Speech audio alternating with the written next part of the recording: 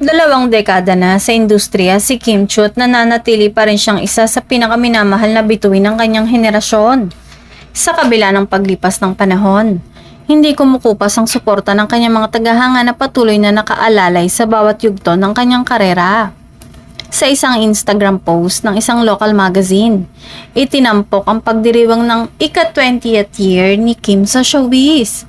Mula sa pagiging simpleng chinita princess ng Cebu, ibinahagi ang kanyang makulay na journey patungo sa pagiging isang ganap na multi-hyphenate star, isang actress, host, performer at endorser na kaya makipagsabayan sa iba't ibang larangan. Hindi rin naiwasang maging emosyonal ang mensahe ni Kim tungkol sa kanyang pinagdaanan.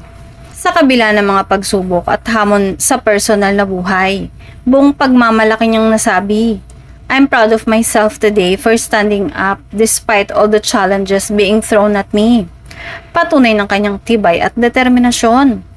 Kapansin-pansin din sa naturang post ng ilang retro-inspired looks ni Kim na lalong nag-highlight sa kanyang natural na ganda at youthful aura.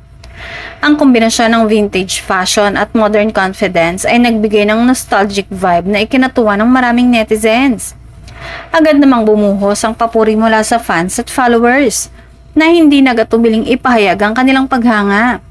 Isa sa mga komento ang nagsabing, "Gorgeous Ate Kimi.